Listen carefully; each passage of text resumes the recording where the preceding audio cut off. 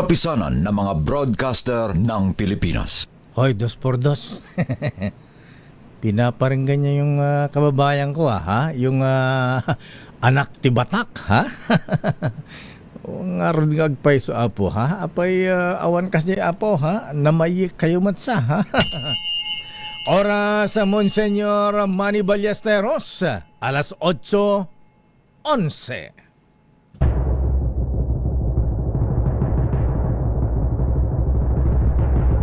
And the Golden Dove for Best Public Affairs Program Metro Manila goes to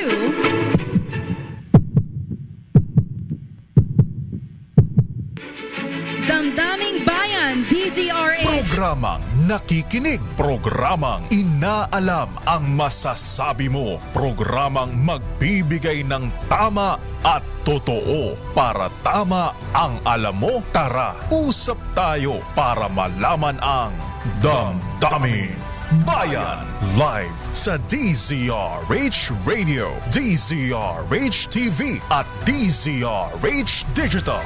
DZRH Damdaming Bayan. Kasama sina Lakay Deo Macalma at Sister L Elaine Apit. DZRH Damdaming Bayan. Hala, totoo ba ito, ha? Abay, ang principal po, mga kaibigan, ipapatawag daw po sa principal's office sa Department of Justice. Si Principal Cynthia Villar at ang pinakamayamang Pinoy sa Pilipinas, Senator Manny Villar, ha? Ipapatawag daw po, pati ba sina Senator Camille at Mark, ha? Ipapatawag daw po sa DOJ kaugnay sa mga aligasyon ng insider trading o yung market manipulation. Aba, Secretary Vida, ayan, kayo ba ay magtatanong? Mukhang ang itatanong na naman yata ading Abik, ha? Ayan, sa mga bilyar, pagka ipinatawag sa DOJ, ano ba kayo? Pro o anti-impeachment? Damdaming Bayan. Magandang umaga, Pilipinas. Good morning, Malacanang. Good morning, Mr. President ng Bagabigat Apo. At Madam First Lady. Ayan, 850 days more to go, Madam. Ayan, ako talagang ang daming problema ngayon ng presidente ng bansa, ang ama ng bayan. Abay, eto pa, mahabigan ni malupit, ha? Ayan, abay, lumalala yata ang gyera sa Middle East at talaga namang apektado ang buong mundo po, mahabigan. Pero masaya ang police dog of the world, ha? Ang sabi nitong si Donald Trump, baka daw po tumagal ng 4 to 5 weeks ang giyera po, mabigan, dyan sa gitnang silangan. Ayan ang sabi, gaganti daw pa ang Amerika at Israel, ha? Laban sa Iran kung sila ay magpapalipad pa ng kanilang mga drones mambobomba, ha? Ang galing talaga ni Donald Trump, ano, mahabigan, ha? Abay, gaganda na naman po ang ekonomiya ng Amerika dahil sa giyera. Alam niyo naman na Amerika po, mahibigan, ang produkto na lamang yata military hardware, ha? Wala na mga produktong made in America except dun sa mga bomba, armas, barko, fighter jets, ano pa ba, ha? Ayan, abay, di siyempre Middle East, ang yayamang bansa ng mga yan. Di siyempre, di mamahaling mga Patriot missile interceptors ang bibilhin dyan. Fighter jets na naman. Ayan, mga tangke, ha? Ano ba, mga mga warship. Ayan, talagang iba talaga ang Amerika, mahabigan, ha? Ayan, ang tanong kay Trump, kung dadami pa daw pa ang mamamatay. Ayan, dahil nga sa gyerang ito. Sabi ba naman, that's the way it is. Damdaming Bayan. Parang salita ng demonyo yan. Kailangan ni make love, not war, di ba? Mga kuyang mga ating, ha? Asan yung mga hippies nung 70s, ha? Mga 80s, ha? Alahan na ba? Ayan, wala na yung mga Beatles, ha? Wala na sina John Lennon, ha? Ayan, kaya nabuo yung na-compose yung awiting, Imagine. Ayan, ay, naka talaga mga kaibigan. Alamin nga natin ang latest mula sa Malacanang. Abay, ano pa ba, ha? Ayan, dyan din sa kamera. Ayan. Nagmamadali naman dun sa impeachment. Ay, naka talaga buhay. Sandali lamang alamin nga natin ang latest mula sa Malacanang. Ano ba ang, di ba nagpapatawag ang ating Commander-in-Chief ng emergency meeting? Abay, sabi, lalayo ka pala kay. Sabi, dito namang sa atin, isa tayo sa mga customer ng Amerika, ha? Ni Uncle Sam. Ayan, ang dami natin mga binibili, mga tik-tik kalawang na barko. Ayan, mga segundo manong pinaglumaang fighter jets. Ayan, idagdag mo pa ngayon. Ayan, nako. Eto, customer tayo na Amerika. Ayan, idagdag mo pa yung mga missile na nandyan sa mga EDCA sites. Daming bayan. Pero ang presidente ng South Korea, bisita ni Pangulong Bongbong Marcos ngayon sa Malacanang. Aba, mukhang maganda ito. Mukhang nangailangan sila, Mr. President. Samantalahin po ninyo, ha? Ayan, at teka muna, ha, bibili ba tayo ulit ng fighter jets? Diyan nga para tayo bumibili ng fighter jets ngayon sa South Korea, ha? Pwede bang buy one take one? May kasamang 1 tonelada ng kimchi. Alamin natin ang latest mula sa Malacanang, arrest number 14. Let Narciso please come in. Miss Let?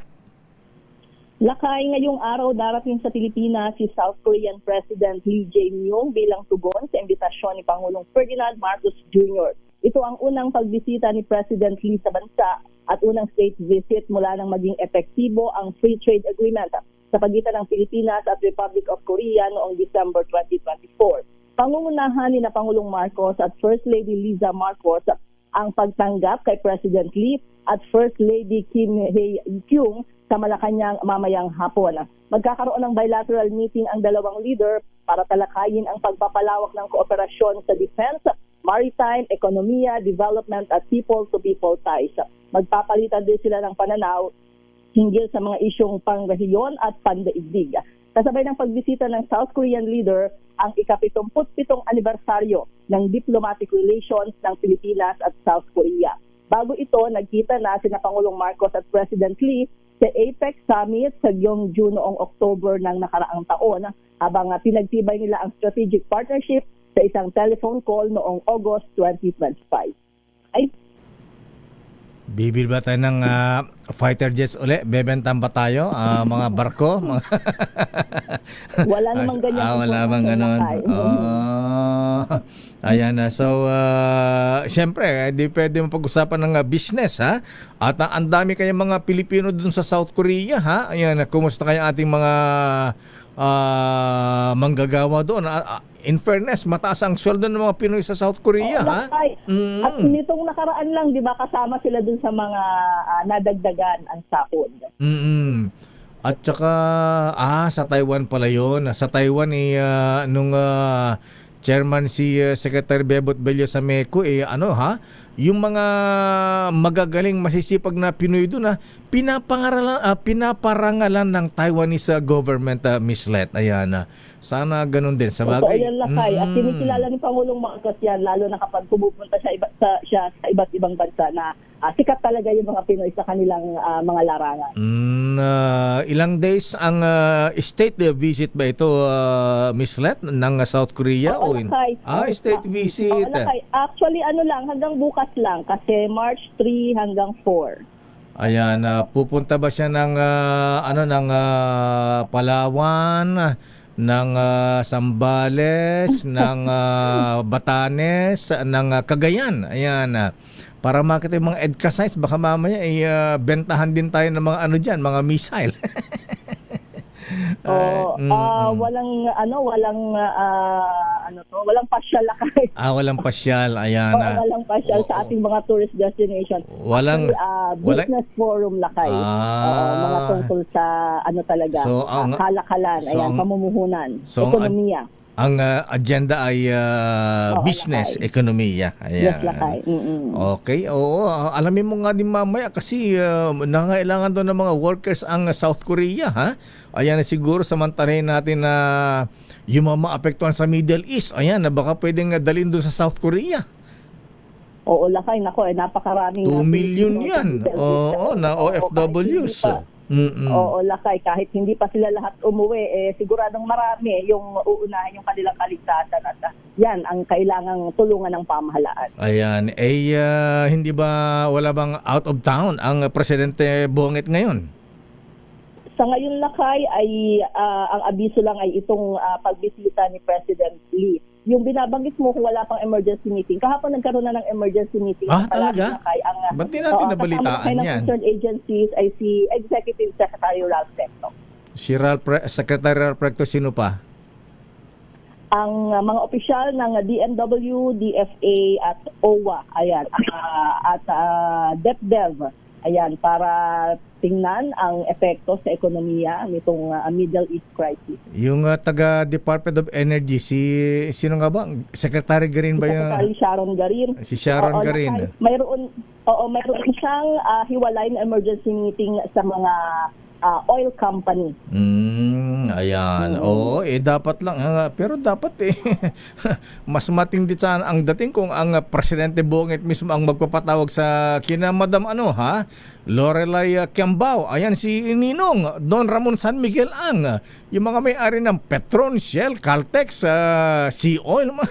Dapat yan pinapatawag ng Presidente para mas mabigat ang dating. Diba? Ayan, sabihin na, okay, mga oil company, ang inventory niya ay 15 days. Ha?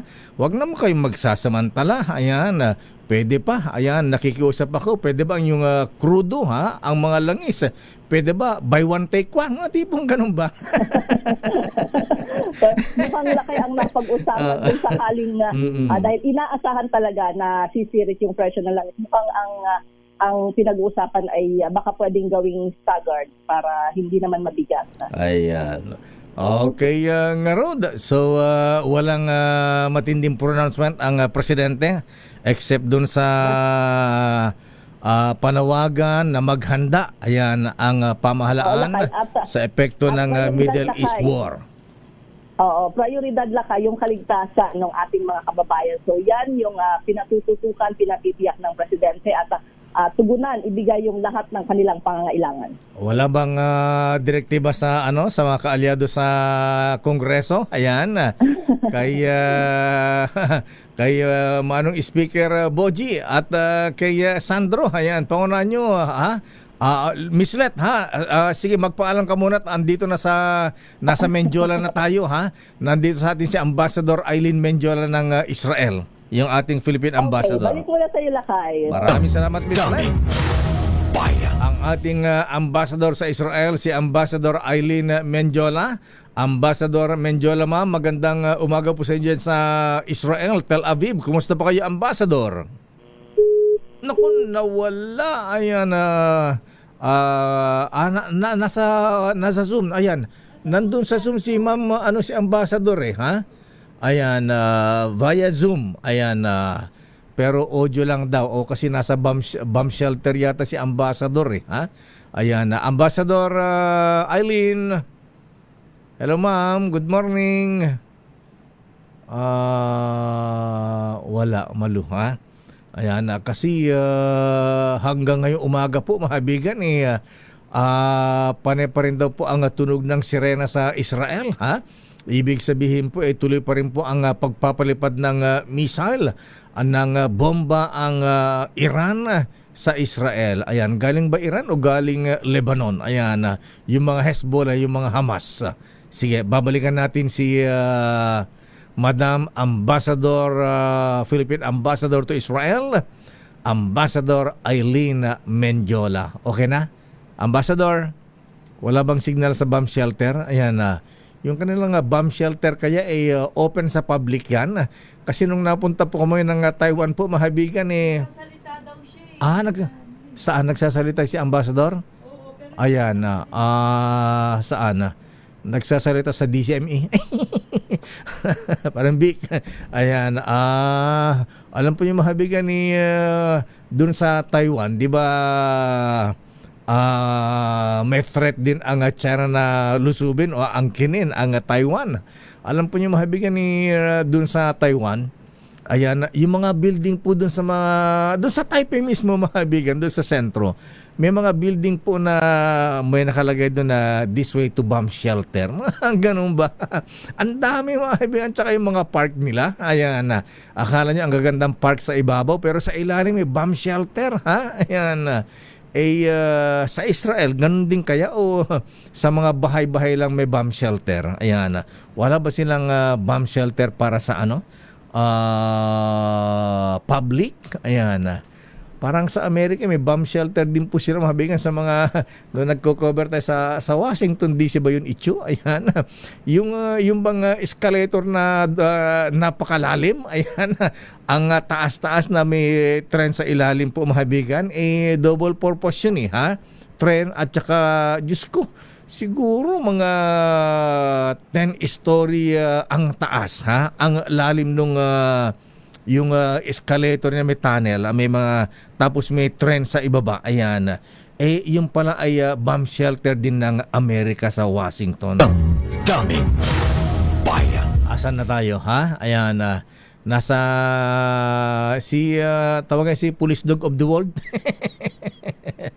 Ay na. Ana. Papasok uli. Okay, sige. Babalikan natin, mga kaibigan, si Ambassador to Israel, Eileen Menjola. Daming bayan.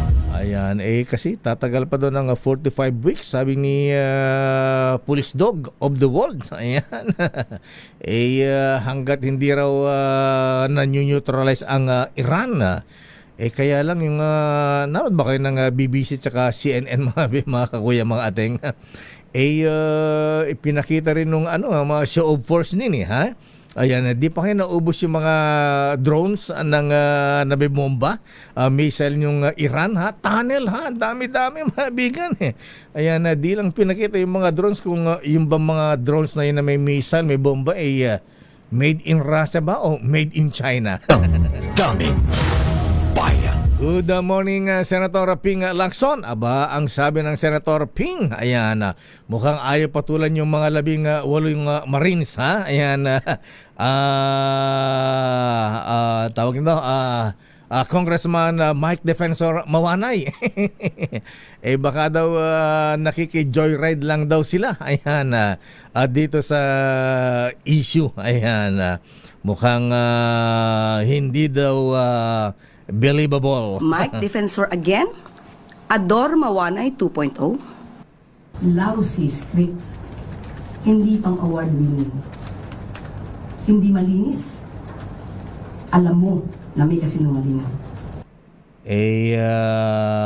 Ang sabi ni Mike Defensor kahapon, Yusek Claire, ha? Inyo daw po ang lousy script. Daming bayan. Babalikan natin, mga bilang pa mga issue. Sandali lamang, manang Milky Regunan. Ang mga taga Quad Combat talaga, nandyan na. Ayan. Andyan si Ambassador. Ayan. Nandyan na pala ha? Ambassador Menjola, magandang umaga po. Ba't di pumapasok? Ayan na. Ambassador Menjola, ma'am, magandang umaga po sa DCRH. Si Deo Macalma, ma'am. Ma'am, naka-mute po yata kayo. Hindi pumapasok yung boses po ninyo. Ayan. Hello, Ma'am Eileen. Ayan. Bakit di pumapasok yung audio niya? Ayan. Yung video, nakita ko na yung video, yung Zoom ni Ambassador Eileen. Ayan. Ambassador Eileen. Ayan. Anyari, bakit hindi pumapasok? Pero nakikita ko nagsasalita siya. May, ano ba siya? May statement ba siya? Sige, para i-air natin si Ambassador Menjola, ha? Ayan, bakit sige, pakita natin yung Zoom ni Mama Eileen. Ayan, ipasok natin yung audio. Ayan. Ambassador Menjola, good morning. Oh, nagsasalita siya. Ba't di pumapasok? Ayan. Sinesensor ba ng Mossad? Ayan. Ma'am Eileen, bakit di pumapasok? Pero okay, ang ganda nung video niya. Maliwanag. Ayan. Mukhang nasa office. Bakit ganon? PLDT, PLDT tuloy. Ayan, ba't ang sama ng signal, walang audio? Okay na, ayan nanonood sa atin si ma'am, kita yung sa kanyang video, naka-live tayo, sandali lamang at naka-live tayo sa Israel. Ayan, ma'am Eileen, bakit, pakiayos nga yung ba't nagsasalita siya pero hindi din natin siya naririnig?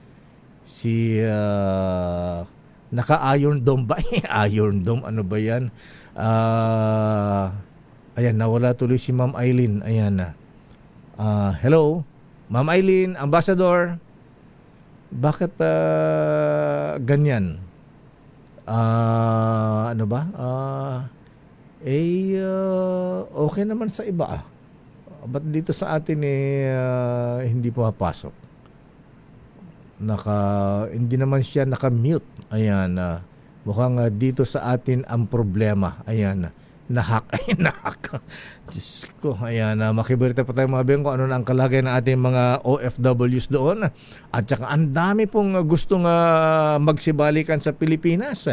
Kaya lang helpless po ang DMW, OWA, ang gobyerno.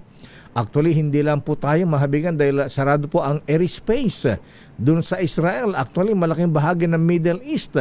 Kaya wala pong makalipad na eroplano. Kaya gusto yung natin, ayan, gusto yung manina General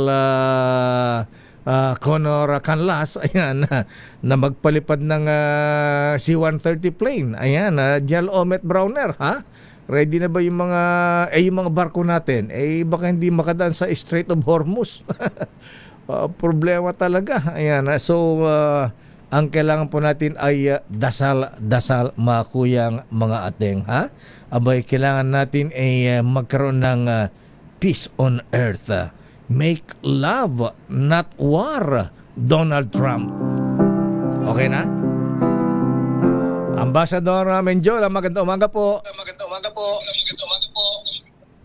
Hi, Deo. Ay, salamat ma'am. Nagkarinigan po tayo. Opo. Ayan na. Ma'am, ayan. Live na po tayo sa DZRH. Medyo nag-e-echo lang po ma'am. Pakihinaan lang yung volume. Ayan na.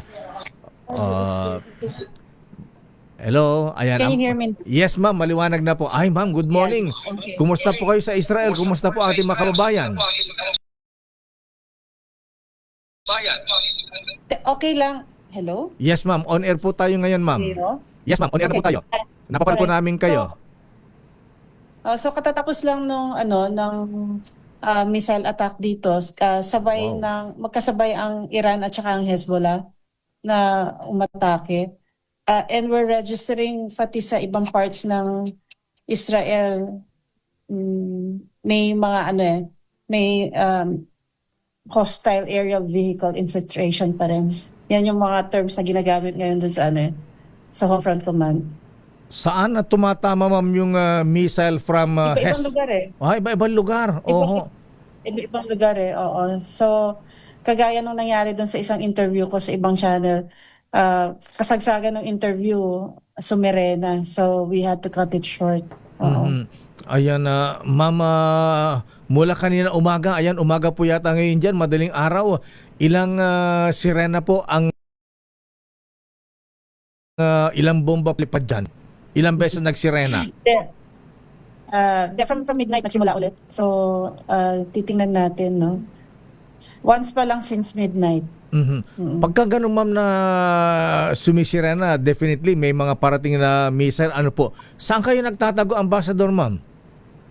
Dito may shelter dito sa embassy kasi ang embassy nasa emergency operations kami. So nandito kami nagsistay sa embassy na mismo. para madaling magbigay serbisyo sa community. So sa Tel Aviv po yan, Ambassador? Oo, dito sa Tel Aviv. Tama. Yung pong mga OFWs natin, ma'am, saang bomb shelter po sila nagtatago? Tumitira o sana para safe sila? Sa bahay ba ng kanilang mga employer o merong public bomb shelter, ma'am? Yung requirement kasi dito na dapat yung mga buildings may mga bomb shelters, no?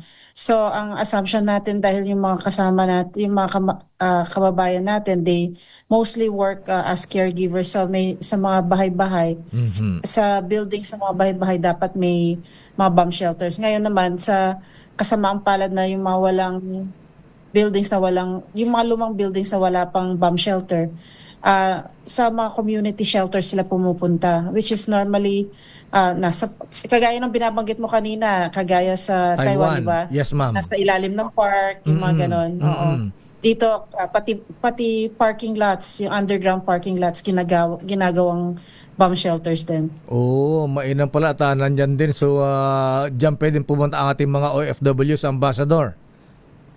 Oo. Kumusta po ang pagkain po nila dun, ma'am?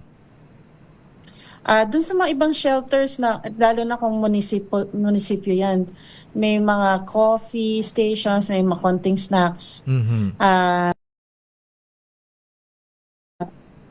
Yung ibang shelters ng halimbawa sa mga building, kung minsan walang pagkain, yung residente yung kanya-kanyang nagbibitbitan ng pagkain at saka inumin.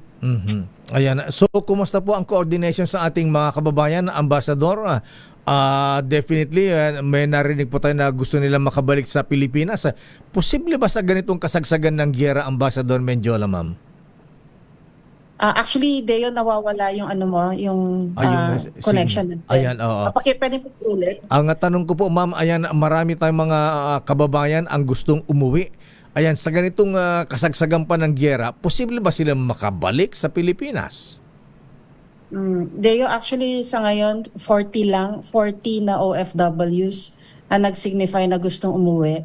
Ang difficulty lang natin, obviously, hindi lang naman dito sa Israel. Sarado yung airspace kasi eh. Wow. No?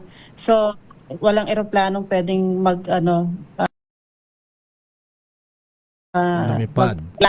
mag-land dito at mag-take off. Yan yung difficulty natin. Sa Israel lang ba, ma'am, o buong Middle East na apektado nitong giyera? Yung mga ibang Middle East na countries, some of them hindi rin sila nag-ooperate. Yung iba, panaka-naka lang yung mga flights. So, kahit na halimbawa makatawid sa sa karatig na bansa, hindi guarantee na meron silang flight na magagamit. Oo.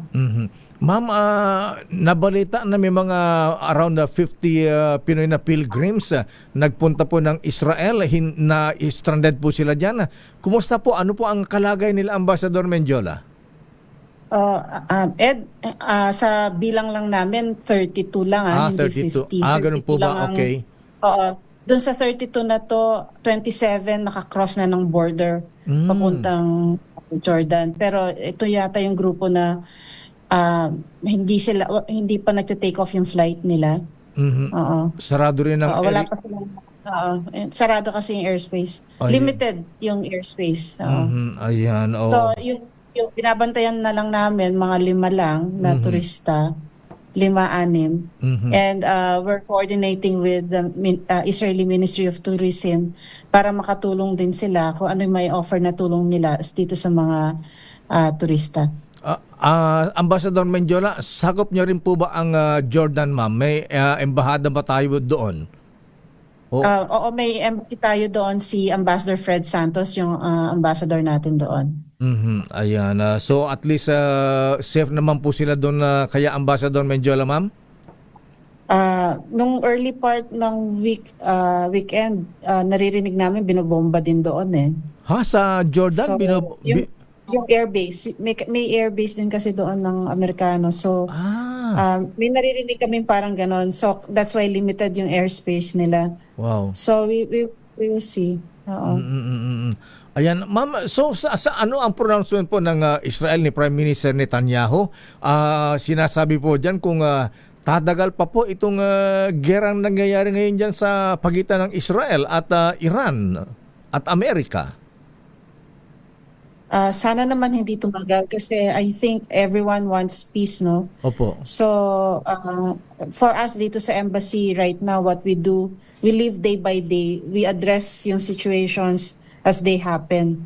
And we try to plan out, yung future planning namin is yung movements ng mga tao, yung kung nangangailangan ng pagkain. Yan yung mga pinagkaabalahan namin ngayon.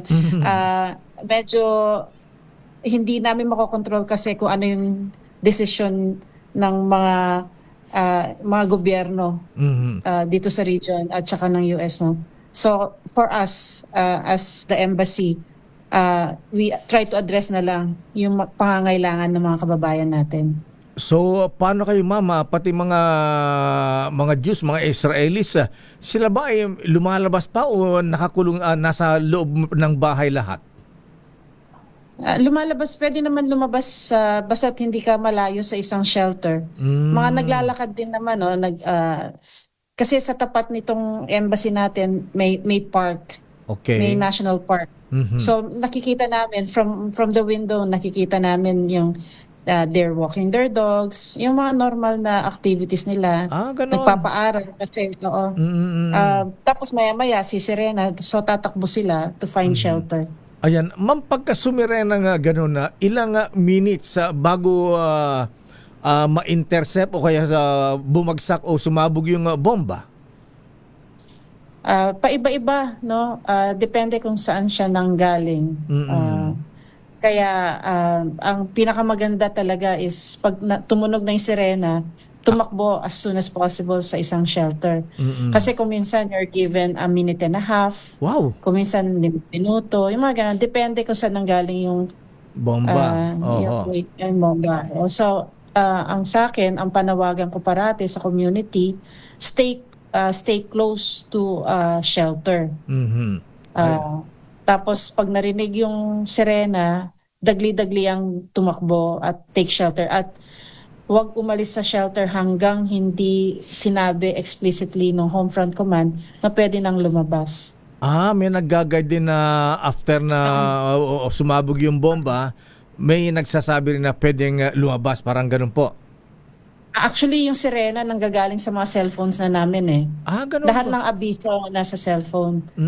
Oo. Tapos maririnig mo rin yung mismo sirena sa sa paligid. Ayan. So mga advisories, may advisories talaga galing sa cellphone.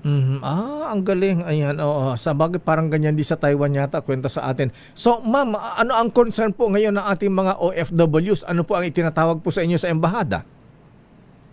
Sa ngayon, maliban dun sa check ko lang yung dashboard namin. Opo. Food assistance ang kanilang number one na pangangailangan. Tapos yung basically yun yung Concern pinakamalaking nila, pagkain. concern namin ngayon. Yung kaya naming i-address, no? Yung kayang i-address ng embassy sa pakikipagtulungan sa mga companies kung saan nagtatrabaho itong mga to. Ambassador Mendiola, yung po mga groceries dyan, bukas po ba para makabili ng pagkain? Hindi ba nagkakaroon ng shortage ng pagkain, Ambassador Mendiola? Bukas yung mga yung mga grocery stores. Ayan. So bibili mga pagkain, tubig, mga ganyan. Ayan, oo. So Ambassador Mama, so ano po ang inyong advisory? Ayan, siyempre kami po dito sa Pilipinas nababahala, lalo pa yung mga kamag-anak dyan. Ano po ang mensahe natin sa kanila, Ambassador Mendiola, ma'am? Deo, ang sa amin from the embassy, you're flashing ngayon sa screen ninyo yung mga advisories namin. Opo. Nandiyan dyan yung mga hotlines namin. Kung may mga katanungan o request ng tulong, maaari lamang tawagan kami dyan sa mga hotlines namin. At dahil most of the time, we're underground, kung cellular call ang tawag, medyo mahirap namin, hindi pumapasok no? So ang sinasuggest namin, tawagan kami sa WhatsApp. So kahit sa mga computers namin, masasagot namin yung mga tawag nyo. Kasi Wi-Fi enabled itong sa dito sa underground ng sa basement ng embassy. So pwedeng tumawag via WhatsApp. Tapos available yung sa mga social media namin. Nakikita namin mga comments ninyo at tinatawagan namin kayo or nagiiwan kami ng mga private messages. Opo. At ang napaka-importanting panawagan sana, Yes, ma'am. i-follow yung WhatsApp channel namin, Philippine Embassy in Israel. Kasi dito namin pinapadala yung mga yung mga breaking news namin, kumbaga, to use your term, no? Yung mga breaking news namin, time sensitive yung mga ibang balita namin dyan. So, mas maganda, mas mabilis, at tumutunog din sa cellphone dahil may notification kayo. Pero of course, available yung the same information sa Facebook, no? Kaya napaka-importante to stay tuned din sa channel namin. Kasi kung minsan, kahit na sumisirena, nandoon kami, nagpo-post kami ng mga messages dyan sa channel namin. So, kumusta nga pala, ma'am, yung kababayan nating tinamaan ng debris, si Debera, yung taga Pangasinan. Si Mary Jane, ma'am. Mary Jane Debera. Mary Ann Debera. Mary Ann. Oo. Ayan, nasaan po ang kanyang labi ngayon, Ambassador Mendiola, ma'am? Sa ngayon, nasa isang funeral parlor na yung kanyang bangkay. Pero hindi nga namin maipadala pabalik ng Pilipinas dahil sarado yung airspace. Opo, ayan. So, wala na pong nadamay na kababayan natin, ma'am? So far, wala kaming balita. Ayan. Mabuti naman po. Ayan. At dyan sa Israel, ma'am, may mga casualties po ba? Sa mga Israelis meron. Ang casualty lang natin ngayon, si Mary Ann, and she was the first casualty dito sa Israel. Ayan, Ambassador Eileen Mendiola, ma'am. Teka muna, ma'am, isang tanong na lang. Gaano po kalalim yung bomb shelter po ninyo dyan sa Israel? Ilang, kumbaga sa story ng building, 2-story ba yan? 1-story? It's sa one floor down lang itong shelter namin. Yung iba sa mga public shelters mas malalim pa. Mas malalim at mas malawak siguro, siyempre. Hello? Yes, ma'am. Mas malawak at may supply po ba doon ng tubig? May mga restroom, ganyan? Doon sa iba, not all. Ayan. Ambassador Mendiola, maraming salamat po, ma'am. Ingat po kayo dyan. Thank you. Maraming salamat, Deo. Mga kaibigan, Philippine Ambassador to Israel, Ambassador Eileen Mendiola. So, panawagan po ng ating ambassadress. Abay, kung mag-message po sa embassy, ayan, gamitin na po ang WhatsApp. Ayan, hindi pwedeng ibang means, hindi ba pwede ang ano ba yung sinabi, ha? So hindi pwede diyan ang Viber, hindi pwede ang Messenger, ha? Ayan, hindi pwede ang TikTok, ba yan?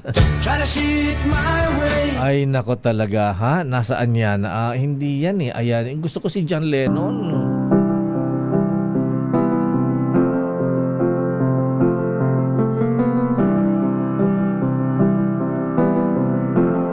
Sumikat to nung Vietnam War naman ha?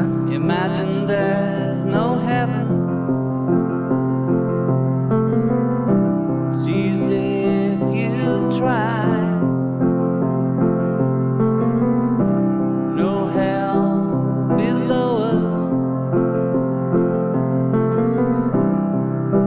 Above us only sky. Babalikan natin lang pang mga reports. Sandali lang mga manang Milky Rigunan. Ang mga mambabatas ba natin hindi ba pwedeng moratoryo muna yung mga impeachment? Standby Raymond at Paas. Standby Shewan Faro sa ating DCRS Malakas Aguinaldo promo. Nasaan ba si Sherwin Alfaro, ha? Standby Sherwin. Oras sa Chief Justice Alex Jesmundo. Good morning, CJ. Ano po ba? Insider, outsider. Ayan. Abayan. Abay, request natin kay Associate Justice Japar Di Maampaw. Total, panay ang ano niya ngayon, ha? Fasting and prayer ngayong Ramadan. Ayan. Ipanalangan na lang natin na ano ba, ha? Insider. Ayan. Huwag insider trading. Oras sa CJ, oras sa Kabagis. Sam Gaerlan, Mr. Edwin Ernie, alas 8:51. Ang oras na yan ay hatid sa inyo.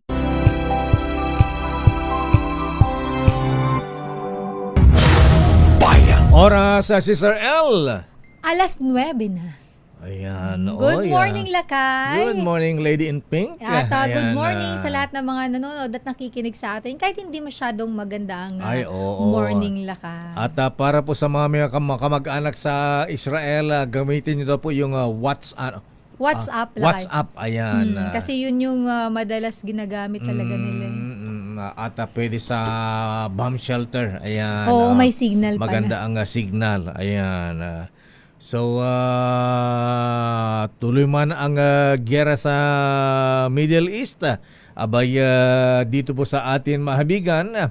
Abay, baka may mga mag-rally rito. Ayan, tuloy ang Pasko. Ayan. Ayan, Lakay, pwede pala sa Messenger at iba pang social media. Oo nga pala sa FB yata, ha? Ang FB ba ngayon Pwede, Lakay, kasi kanina nabanggit mo hindi pwede. So, pwede.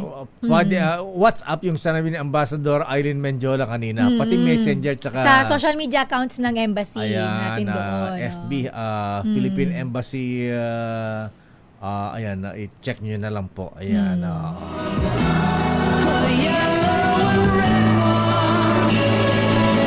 Sabi nga ni nung Sherwin, ayan, ang dami nang nagrarally na rin sa Amerika labang kay Donald Trump.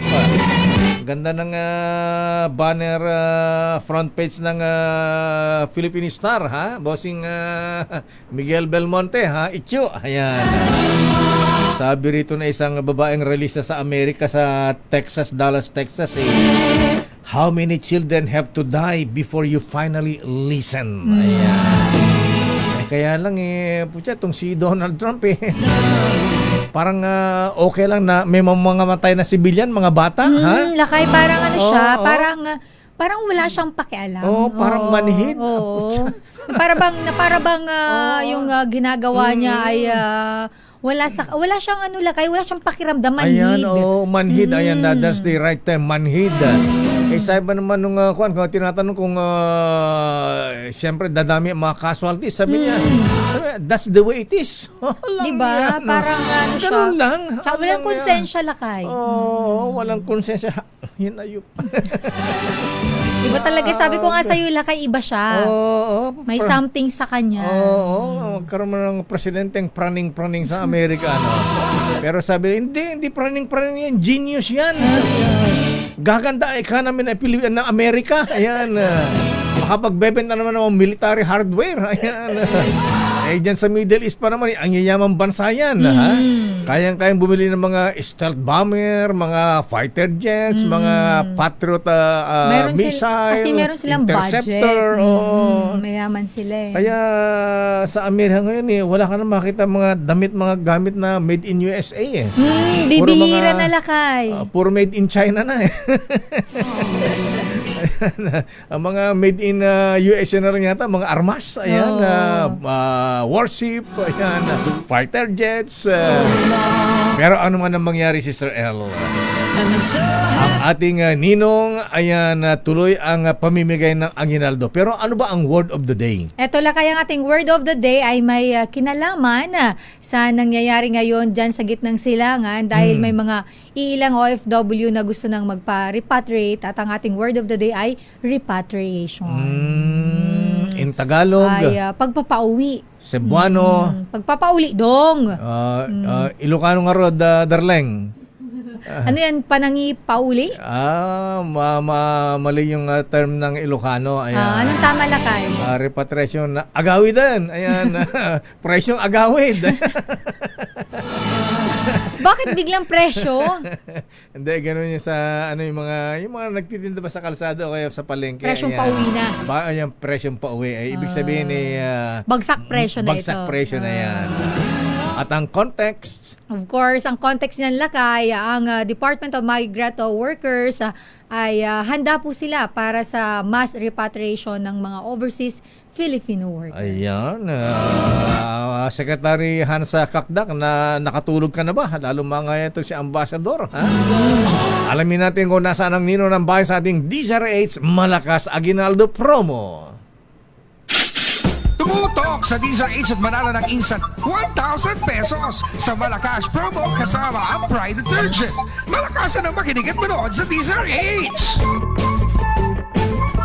At eto na lakay, ang ating ninong ng bayan ay Saan ba nandyan siya? sa may Barangay Catmon, Malabon City. Oh, Malabon. Para sa ating Malakas promo kasama ang Pride Detergent. Ninong Sherwin, Ninong. Yes, si Sir Ella Talakay, eto lang at nahuli natin na mahilig manood ng TV Oh, sa an. signal cable. Itong ating winner ngayong umaga dahil nanonood na ng TV, may pasampay pa ng radyo yan. Ayan, Aba. Yung radyo niya, tingnan mo, ayan. Ang cute naman ng radyo, nakasampay. Para makita mo talaga, ha? Ayan, isinampay yung radyo sa sa pader. Isinampay na yung Gustong radyo sa labas ng ipamukha bahay. sa'yo. Oo. Para malaman na sila palaging nakatune in sa DZRH. Tatay, pangalan niyo? Nakasampay sa sampayan talaga, ha? Joel Almusara. Almusara. Si Kuya Joel. Yes. Ano almusal natin, kuya? Si Kuya Joel Almusara. Ganda ng pilyado mo, almusal, ha? Wala bang tanghalian tsaka hapunan? Almusal lang pa lang. Almusal lang, kuya. Ayan, ayan, Kuya Joel, ha? Ayan, anong trabaho mo, kuya? Ayan, mukhang Ano pala? Pal. Pal! Kaya pala malusog na malusog ka, kuya. Ha? Natawa ko dun sa PAL. Medyo nag-load pa ako. Ganun ba, Pal? Ayan. So, si Mrs. ang nagtatrabaho? And retired na rin kami. Retired na Retired pala. na. Ay, Ba, ganun hindi naman halata, pala, oh. oo. Mukhang bata ka pa, kuya. Ayan. Ayan. Saan ka ba dati nagtrabaho, kuya? Ayan. Sa MGB. MGB? Magandang gabi ba yan? Okay, ano pala to? Kikabayan. Mines NG. Minero ka pala. Ayan. Siguro. Sila na kayong sumusukat ng mga lupa. MGB. Hindi, siguro sa mining ito, siguro marami na ipong ginto itong si Kuya Joel. Ayan. Wala ho. Wala ba? Ayan. Sino yung nasa likod mo nakangiti? Oo, may dalawang backup si Kuya Joel eh. Kapitbahay. Ayan. Mga masayahin. Masayahin. Ayan. Nakikimarites lang. Ayan. Okay, Sir Win, bigyan mo kagad si Kuya Joel ng Aguinaldo. Kuya Joel, sino pa paborito mong announcer tuwing umaga? Ay, Mr. Lakay, di makalma. Love you, naman. yan.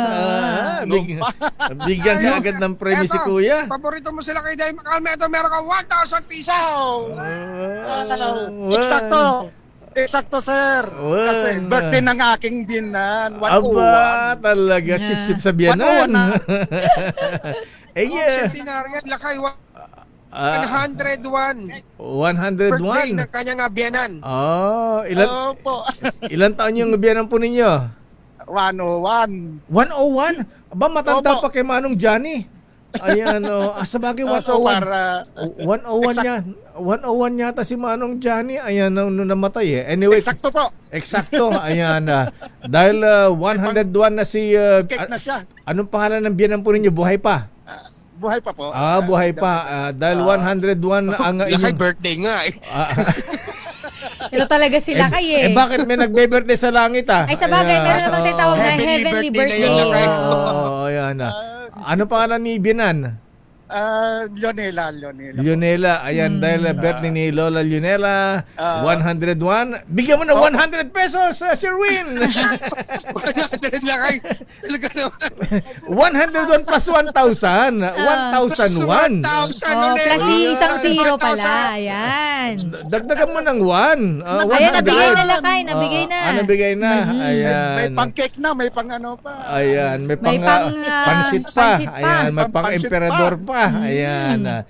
Okay. Maraming salamat po. Ayan. Huwag ka muna magpasalamat. May bibigay pa si Sherwin sa'yo. Wow! Ayan. Nako, Kuya Joel, kapag nasagot mo yung ating word of the day, makukuha mo rin yung ating medium component. Wow, galing. Ang ating word of the day ay Repatriation. Aba, repatriation. Ayan, dahil dyan nakuha mo ang ating medium component. Hatid sa atin ang Astron, ang official radio set partner ng DZRH. Alagang Astron, alagang maaasahan. At hindi lang yan, meron ka pa matatanggap na grocery bag mula yan sa ACS at sa DZRH. At meron pa pinakamalaki, pinakabago, pinakamabango ang Pride with Fabric Conditioner, Korean Strawberry Bloom Detergent Powder with stain-away formula. 2 kilo yan, kaya kahit gano'ng karaming labahan, ubos yan. And speaking of labahan, hindi mo na kailangang laban dahil pwede mo nang isuot ang pinakabagong disenyo ng DZRH t-shirt, hawak ng pinakalumang tao. Yan. Sherwin, dahil may Salamat po. sina ate, pasilip-silip sa camera, 3 yata sila. Bigyan mo sila ng tig 500. Ayan. Dahil yung ating mga marites ng bayan, Ayan. nandito. Meron Ilan ba yan? Parang 4 sila eh. Tig 500 lang. Abonado na ako. Wala nang matira sa sweldo ko. Hati-hati na sila dyan. Hati-hati. Sa 1,000, Ayan. Ayan. Okay, Maraming Kuya Joel. salamat. Ayan. Mabuhay po kayo. Maraming salamat at naswerte tayo ngayon. Ayan. Kaya yung mga nakikinig sa atin, yung mga transistor radio nyo, isampay din sa labas sa sampayan. Oo, Ayan. para marinig kayo At ng syempre, ninong. papalitan din natin yung sombrero ni Tatay Joel ng DZRH sombrero. Aba, may pasombrero ka na nga ng DZRH, ha? Ayan. Aba, oo nga, no? Ganda. Okay, Kuya. Maraming salamat. Merry Christmas. Ayan. Advance din. Sana magkita pa ulit. Oo, hayamot ay babalikan ka namin dyan next year. Ayan. Salamat po. Okay, Kuya Joel. Thank you Okay, so much. maraming salamat Ay, po. maraming salamat kay Joel at syempre maraming salamat din sa ating mga marites ng bayan. Hi, ate. Maraming salamat sa mga nais manalo ng 1,000 pesos. Laging tumutok sa DZRH. Baka kayo na susunod dating winner sa DZRH Malacash promo kasama ang Pride Detergent. RH number 6, Sherwin Bat Alfaro DZRH. Una sa Pilipinas, una sa Pilipino. And so this is Christmas. Maraming salamat, Ninong Sherwin, Kuya Joel, almusara, tanghalian, hapunan. Kakaiba yung last name niya. Ayan, Lakay, parang ngayon ko lang almusara. na-encounter. Mga na rin na apelyedong gano'n. Almusara. Ayan. Happy Christmas. Bigyan naman sa Middle East, mga bigyan dito sa atin, tuloy-tuloy ang Pasko. Ayan. Pero nakabinga ang katahimikan ng China at Russia, ha? Walang statement, ha? Wala man lang, Oo, lakay ko lang ayan. kibo-kibo. Ayaw yata nilang makisawsaw. Secgen Guterres, na ano na ang nangyari sa Security Council ng United Nations? Tahimik, ayan. Wala silang magagawa.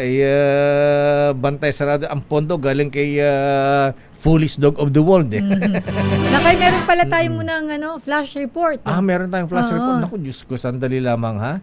Sandali lamang, Het, at meron tayong flash report. Flash Report. Flash Report! Isa ang patay, 4 ang nasaktan sa chopper crash dyan sa may Pililla, Rizal. Helicopter, nag-crash sa Pililla. Alamin natin lakay ang detalye. RH52, Edniel Parosa. Edniel. Bumagsak ang isang civilian helicopter lakay at Sister L dito sa may Upper Barak, Barangay Kisaw, Pililla, Rizal, kaninang alas 7:27 lamang ito ng umaga. At naroon pa ngayon ang pulis ng Rizal, maging itong mga tauhan ng LGU. Sa report na tinanggap ni Mayor John Masinsin, mayroong nabatid na 5 pasahero itong chopper, kung saan 2 yung foreign national. Isa na yung iniuulap ng alkalde na fatality o nasawi dito sa nasabing insidente. 2 naman ang anyay critically injured, habang 2 rin ang nagtamo ng minor injuries pero nasa maayos ng kalagayan. Sa ngayon ay dinala na dito sa kaukulang o sa mga malapit na pagamutan itong 2 critically injured, habang nagpapatuloy pa rin yung assessment at investigasyon ng Pililla LGU maging ng Rizal Provincial Police Office sa nabanggit na chopper crash. Ulitin natin, kaninang 7:27 ng umaga nangyari at 5 yung sakay, kung saan 2 yung foreign nationals at 1 na yung naitatalang injury o fatality batay rito sa initial na report ng alkalde ng Pilila Rizal. Ako naman, si Edniel, Rosa. sino namatay? Yes, Lakay. Yung Pinoy o foreigner? Wala pang follow-up, Lakay, mula kay Mayor John. Pero ang sabi ng police ay hindi pa sila makapagbigay, Lakay, ng report dahil nandun mismo yung PD at patuloy doon sa assessment hanggang sa mga oras na ito. Lakay, Michelle. Mabuti maganda yung pagkakabagsak nung Oo, kasi helicopter, ha? Oo. Nakalapat pa rin, hindi bumaliktad, hindi tumagilid. Oo. Ayan, oo. Pero pasubsob din eh. At saka, Lakay, yung damage batay dito sa mga initial larawan mula sa lokal na pamahalaan ay hindi ganoon ka lala. Kaya 2 doon sa 5 yung minor injuries lamang yung tinamo, pero kahit na ganoon, Lakay, sabi nga natin ng isang buhay one too many. Ika nga, at mamaya malalaman natin itong update kung paano nangyari itong chopper crash na ito dyan sa Pilila Rizal. Sino may-ari ng chopper? Ayan, hindi ba contractor? Hindi ba contractor? Private, private chopper. Private Lakay. Private, sabi ni Mayor Lakay. Pililya yan, parang bundok itong binagsakan niya, Edniel. Malayo ba sa yung mga windmills dyan sa Pililya? Pinigyan ko, Lakay, yung larawan, may mga bahay sa likod Pero walang windmills dyan. May mga windmills dyan sa Pililya Mukhang sa doon bundok sa area Lakay wala. Tama ka dyan, Lakay. May mga windmill dito, pero doon sa mismo area na binagsakan mukhang wala roon. Ayan. Kung gaano kalayo doon sa windmill area, Lakay, alamin natin yan doon sa mga follow-up report. Okay, maraming salamat, Edniel. Balik sa inyo, Lakay at Sister. Flash Report. Flash Report! Maraming salamat, Edniel Parosa mula sa Pililla Rizal. Isang chopper po ang nag-crash, 5 ang pasahero at isa ang namatay at meron pong mga critical ang kondisyon. Aming bayan. Bawalikan natin lang pang mga reports. Sandali lamang, Manang Milky Regunani. Standby Raymond at Paas. Aba, ayaw to ni Governor Daniel Fernando. Ayan. Ano yun, Lakay? Dahil sa nangyaring road rage daw sa NLEX. Ayan. Abay si Congressman Sandro Marcos na nag-file ng bill. Ayan. Yung kanyang panukalang bill. Yes, para bibigatan ang parusa sa mga Road rage. At sabi naman ng BF ni Governor Daniel Fernando, Secretary John Vic Remulla, mga governor daw hindi dapat maghari-harian. Ba't naman governor lang, secretary? Lahat. Dapat lahat. Yes. Mayor yan, congressman, senador, barangay kapitan. Ayan. Kahit sino ka man na nasa posisyon, dapat ay hindi ka maghari-harian. Dapat hari-hari sa kalsada. Daming bayan. Pero alam po niyo, mga kuyang maateng, sa loob na ilang dekada ng serbisyo sa pagbabalita ng inyong Lakay, patunay ko na mahalaga ang malakas na resistensya sa araw-araw at malaking tulong sa akin ng N Plus Gold. Ikaw din, ha? Kuyang Mayor Joy Pañano, kailangan mo ito, kuyang, para ikaw ay lumakas. Isang nutritional powder drink na especially formulated para sa healthy aging at daily nourishment ng katawan.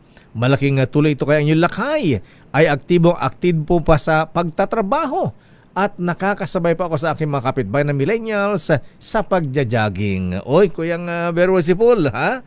Ang the best musical director, ayan, Robin Go, ha? Noble Greg Kayabyab, ayan. Abay, kailangan nyo rin ng N Plus Gold. Kasi, full pack with vitamins and minerals ang N Plus Gold. Taman-tama sa pangailangan ng ating katawan, lalo na kapag nagkakaedad. Aba, ikaw Mr. Joey Papa, kailangan mo rin pare koy. At mga mga ateng, mahalagang alagaan ang ating mga mahal sa buhay, kaya dapat inaalagaan din natin ang ating mga sarili. Kaya pag uwi nyo mamaya, dumaan muna sa Mercury Drug at mag-uwi sa inyo mga magulang ng N Plus Gold. Yan po ay tanda ng pagmamahal. Daming bayan. Diba, Dr. Gary C? Sabi ko siya, Dok, nasa dugo lang yan. Sama mo yan ng N Plus Gold. Oras, Sister L. 9:19. Ang oras ay hatid sa inyo ng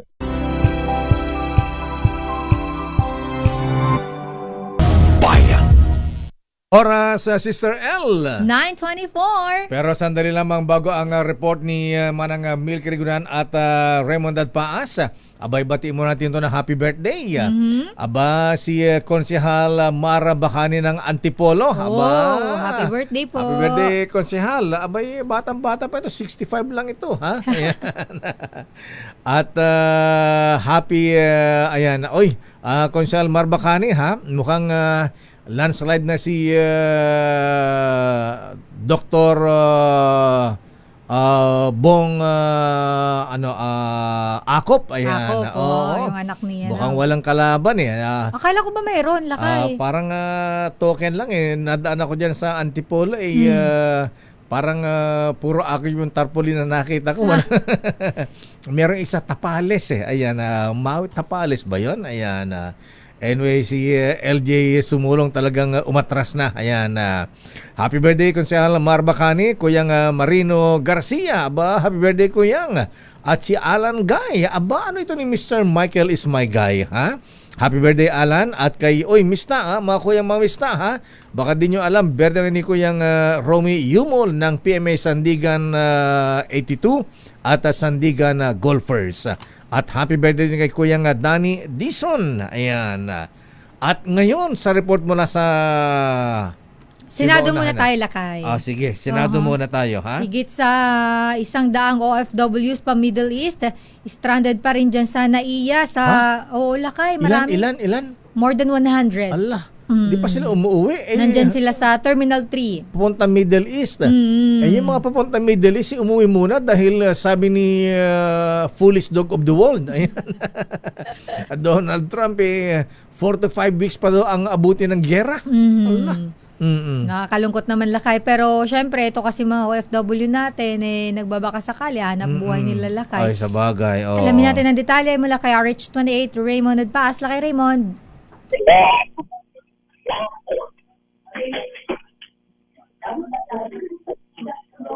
Parang maganda pa yung signal na sa Israel, Raymond. Ayan, naka-Iron Dome ka ba? Lakay, Raymond. Raymond. Yes. Ayun. Kala ko, gumagaral-gal kasi. Wala namang sirena pa rito. Hindi naman abot dito. Okay, proceed.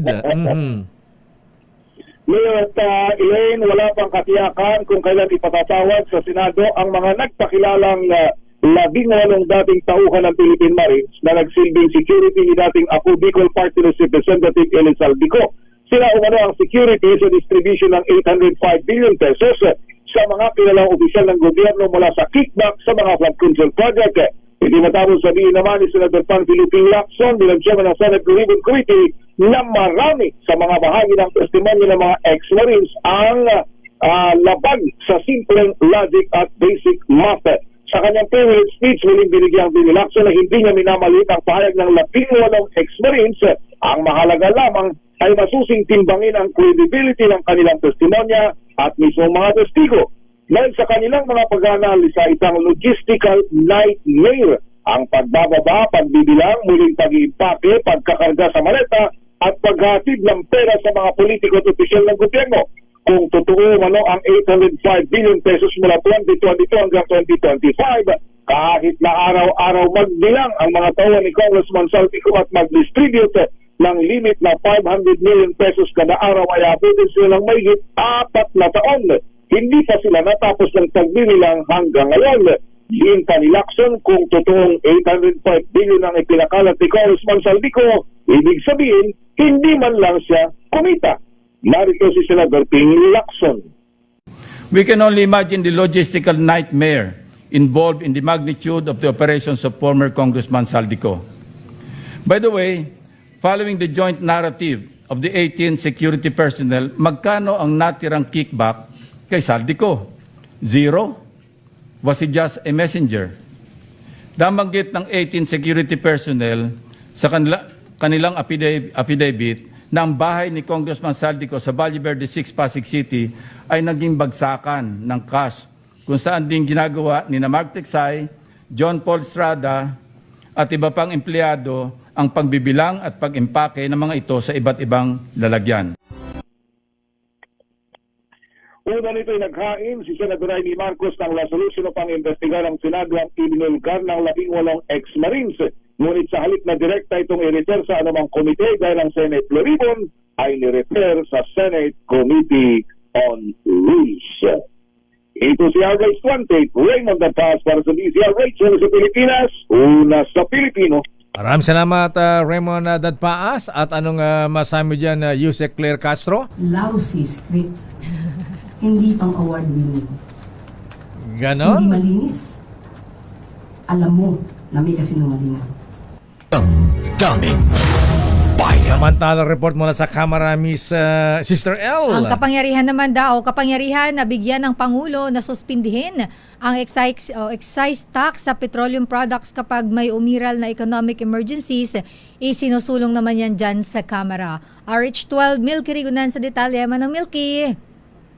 Sister Ella at Lakay, dapat may kapangyarihan ng Pangulo ng bansa na suspindihin o bawasan ang excise tax na pinapataw sa mga produktong petrolyo sa panahon na merong umiiral na economic emergency sa Pilipinas maging sa buong mundo. Nakapaloob ito sa House Bill 5961 ni Representative Ryan Recto ng 6th District ng Batangas na amyenda sa Section 148 ng National Internal Revenue Code of 1997 para maibigay sa Pangulo ang nasabing kapangyarihan.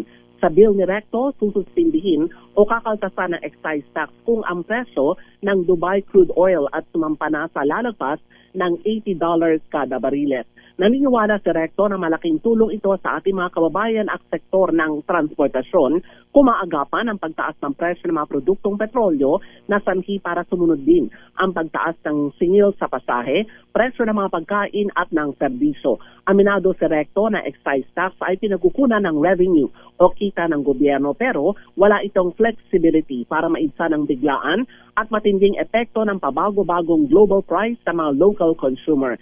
Sabi pa ni Recto, expired na ang original na safeguard mechanism sa ilalim ng train law, kaya naman walang direkta at agarang paraan ang gobyerno para tugunan ang tinatawag na economic shock.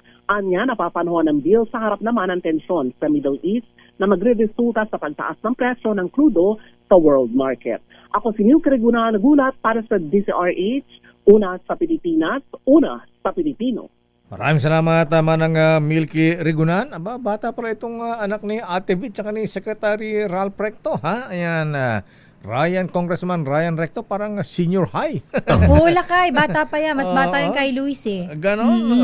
Parang senior high lang. daming bayan. Mas bata pa kay Giselle Ricafort. Anong report ni Giselle? Eto Lakay, yung... Oy, teka muna ha. Ayan, congratulations nga pala sa mga bagong dentist na nanumpa kahapon sa PICC. Ba? At kasama dyan si Doktora Amanda Marie Tosino ng Batangas. Ala congratulations alagang pabarik diyan. Daming bayan. Giselle. Alamin natin Lakay ang report ni Giselle pero para medyo magkapareho sila ng report ni Lakay Raymond. Alamin natin ang latest mula dyan sa NAIA Terminal 3 patungkol dun sa mga OFWs na stranded dyan sa terminal na patungong Middle East. RH15, Giselle Ricafort. Giselle. Higit 100 na overseas Filipino workers yung na-stranded dito sa Terminal 3 ng Ninoy Aquino International Airport sa nakalipas na magdamag lamang. Karamihan sa kanila yung biyahe sanang Dubai, Bahrain at Saudi Arabia pero naipit dito sa NAIA dahil sarado yung airspace sa destinasyon.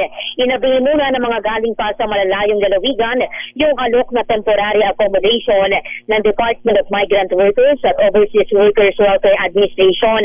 Pinili raw muna nilang i-monitor yung sitwasyon sa hotel sa pagbabaka sakali na agad matapos yung bakbakang Amerika, Israel at Iran. May ilan namang mga OFW yung pumunta pa rin dito sa NAIA para personal na alamin yung kanilang flight status kahit pa alam na nila na kanselado yung kanilang flight. Kabilang dyan si Kuya Benji Dalisay, 8 taon ng OFW sa Jeddah bilang airport load operator na taga Batangas. Mangiyak-ngiyak siya ng makapanayam natin dahil wala raw kasiguraduhan kung kailan siya makababalik sa trabaho doon. Umaasa yung kababayan nating matatapos na yung gulo sa gitnang silangan dahil ang pagiging OFW lang niya doon yung inaasahan ng kanyang pamilya at nag-aaral pa niyang mga supling. Pakinggan natin. Ilang beses na ako sa aming company na we need to revoke my ticket. So, mag-aantay na lang kung kailan. Dahil hanggang, alam nila, hanggang March 5 pa, ang kansilado. Babalik na lang kami ng Batangas. Mabalik muna. Babalik na lang kami ng Batangas. Ano gagawin namin dito? Wala naman kaming ano dito. Ako, kailangan kong bumalik isa sa gusto ko. Ang Jeddah, napakatahimik. Hanggang ngayon naman, hindi naman nagkuklose ang Jeddah. Hanggang ngayon, hindi nagkuklose ang Jeddah. Dahil, maano naman ang sa Jeddah yung hari, pinoprotektahan nila yung mga tao doon. Sana lang, makabalik ako dahil kailangan ko ang trabaho. Para sa pag-aaral ng mga anak ko. Hindi na balik asawa. Tiniyak naman ng OWA at DMW, DO ng DMW yung kahandaan ng gobyerno na iuwi doon sa bansa yung mga OFW na apektado sa rehiyon. Pero wala pa naman daw na pangangailangan para sa mass repatriation sa ngayon. Tinataya raw na nasa 100 Pilipino doon sa Dubai at 52 naman sa Israel yung nagpahayag ng kagustuhang umuwi na sa Pilipinas. Pero dahil sarado pa rin yung airspace at suspendido yung operasyon ng karamihan sa mga paliparan sa gitnang silangan, hindi pa maisagawa yung repatriation ng pamahalaan. Ito si Giselle Ricafort para sa DZRH sa Pilipinas, una sa Pilipino. Daming bayan. Maraming salamat Giselle Ricafort. Babalikan po natin ilang pang mga reports. At siyempre kuyang mga ateng, ayan, mamaya pag-usapan natin ang tungkol sa kalusugan. Ayan, narinig niyo ba yung mga tinatawag na probiotics at prebiotics? Ayan, abay ito po ay maganda sa ating katawan. Mamaya pag-uusapan natin yan. Kasama ang gwapong-gwapo ha. Walang kakupas-kupas. Ayan. Mas magandang lalaki daw kaysa Dr. Hayden ko. Ayan. Lamang daw siya ng 2 paligo. Dr. Gary C. is the name. Daming bayan. Oras, Sister L. 9:37. Ang oras na yan ay... Tolahet. What is love? Is there really such a thing? Is love selfish? Iyan ang kailangan natin, Donald Trump. Love. To fulfill Make love, not war, di ba, Dr. Gary C? Ayan. At saka kailangan ni kung love, pagmawalang pag-uusapan. Madam Sally Panggito, kailangan ni natural na init sa pagmamahal. Care about yourself. Yung bang natural na kaligayahan. Sabi nga ni Sister LK Architect, ha? The pleasure she gives to you. Express love naturally. Someone to give. Gamit, darling, ang honeymoon tea. Maybe that's Kasi may tagal itong natural herbs na tumutulong upang maipadama at maipakita mo sa ang iyong pagmamahal sa natural na paraan. Kasi ginigising nito ang init ng damdamin, making each night a honeymoon. Diba, Captain Boots Soriano? Ha? Ang honeymoon herbal tea ko yang ay mabibili sa mga suking butika sa halagang 90 pesos bawat sachet. Attorney Cornelio Samaniego III, Noble Nelson Yao, Kuyang Pats Arbas. Mabibili sa Mercury Drug, Watson, Southstar, TGP, Generica at iba pang mga butika. Subukan ang honeymoon herbal tea para express love natural. Sandali lamang, Dr. Gary C. Ayan, alam ko marami ng nagtitik ng probiotics at prebiotics. Ano ba ang maganda rito, ha? Ano ba mas mainam, probiotics o prebiotics? Ang pinag-iba niyan? Ayan, mamaya malalaman natin sa ating bisitang Dr. Gary C. Oras, Sister L. 9:45.